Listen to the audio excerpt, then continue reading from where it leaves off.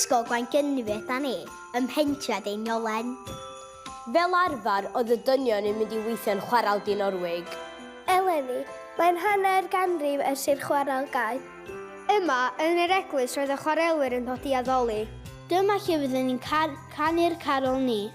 Enw'r carol yw Dolig Dedwydd. Nadolig llawen i chi.